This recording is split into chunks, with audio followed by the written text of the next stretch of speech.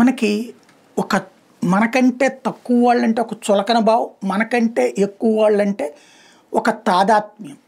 ఈ సందర్భంలో ఒక్కసారి మనం మాట్లాడే మాట లూజ్ టాక్ కాకుండా కంట్రోల్ తప్పకుండా ఆలోచించుకోవడం బెటర్. పొద్దున్నే నేను ఒక పోస్ట్ పెట్టా, ఓటింగ్ ఏంటయ్యా అంటే సూపర్ 6 పథకంలో ఒకటే అయినటువంటి ప్రతి మహిళకి నెలకు 1500 రూపాయల డబ్బులు అన్నటువంటి దాన్ని ఏదైతే అది చేస్తే ఆంధ్ర అమ్మేసుకోవాలి అంటూ అచ్చెన్నాయుడు చేసిన వ్యాఖ్యల మీద మీ అభిప్రాయం ఏంటి అన్నటువంటి, ఇస్తారనైనా ఎవరనైనా ఏమనుకుంటున్నారు ఫ్యూచర్లో అన్నటువంటి. ఇక్కడెక్కడ ద్వేషాన్ని కానీ దూషణ కానీ.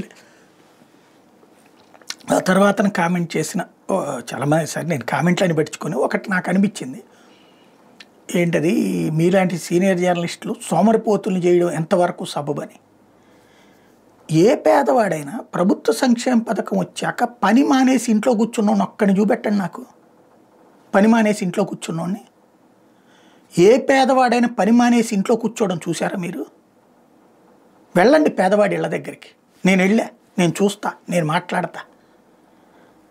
మనము ఒక మధ్యతరగతిలో ఉంటే మధ్యతరగతిలో మనం సంపాదించుకునేటటువంటిది పిల్లల స్కూల్ ఫీజులకి లేకపోతే ఇంకో దానికి ఖర్చు పెట్టేసుకుంటే చాలక అప్పులు చేస్తుంటాం.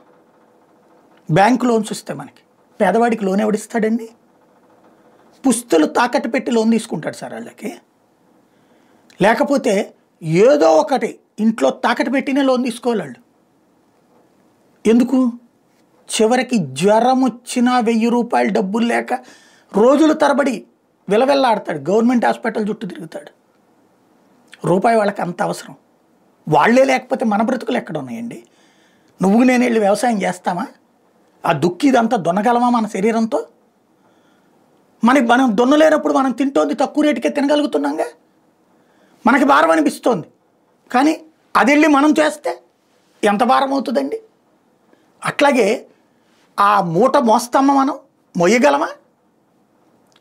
వాళ్ళు చేసే పనిలో మనం ఎంతండి చేసేది? శారీరక శ్రమ. మన శారీరక శ్రమ మన మెదడుతో పనిచేస్తున్నాం మనం. ఇంకొకటి, వాళ్ళు ఏనాడు పేదవాడు ఎప్పుడూ బద్ధకస్తుడుగా గుర్తుపెట్టుకోండి. మద్యం సేవిస్తాడు ఒంటి అలుపుతో. నేను కాదాను, అది తప్పని కూడా అంటా నేను. కానీ వాళ్ళ బాధ వాళ్ళది. సరే, మొన్న ఎన్నికల్లో దాన్నే కదా వాళ్ళని సమర్థించాం మనం. మందు ఆగడంలో తప్పేం లేదు. అది పక్కన పెడితే సోమరిపోతులు అవుతారనేటటువంటి సోంబేరి మాటలొద్దు. సోమరిపోతు ఏ పేదవాడు కాడు వాడి జీవితంలో. అయితే గీతే ఈ ప్రభుత్వ సంక్షేమ పథకాలు వస్తే ఈ ఏడాదిలో వీళ్ళు చేసుకునే అప్పులు ఉంటాయి. జబ్బుకో లేకపోతే పిల్లల ఫీజులకో లేకపోతే ఇంట్లో అవసరాలకో ఆ అప్పులు తీరేవి ఆ సంక్షేమ పథకాల వల్ల. కాస్త ధైర్యంగా ఉండేవాడు.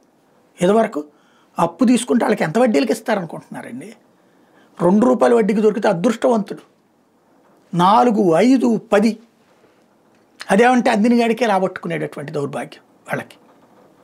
వాళ్ళని చులకన చెయ్యొద్దు, తక్కువగా ఊహించద్దు, తప్పుడుగా మాట్లాడద్దు.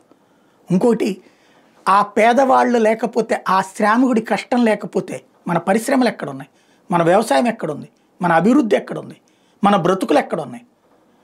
మన బ్రతుకులకి సంబంధించినటువంటి దాంట్లో వాళ్ళ శ్రమశక్తి ఉంది. ఇంకోటి, మనం రేపొద్దున కోసం ఓ ఇన్సూరెన్స్ కట్టుకుంటామో లేకపోతే కనుక 4 రూపాయలు డబ్బులు దాచుకుని బ్యాంకులో నెలకెంతని వచ్చేటట్టు చేసుకోవడం ఏదో చేస్తాం. లేదా ఏ పిఎఫ్లో వచ్చేటట్టు చూసుకుంటాం. వాళ్ళకెవడండి ఇచ్చేది పిఎఫ్?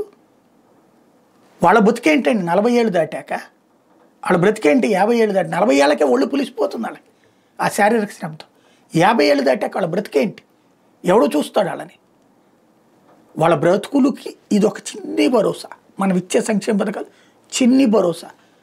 లేదు అంటే వాళ్ళు పని చేయడం మానేస్తే వాళ్ళ జీవితాలన్నీ ఇట్లా తయారైపోతే ఏమైపోతుంది రేపు పొద్దున్న దేశం?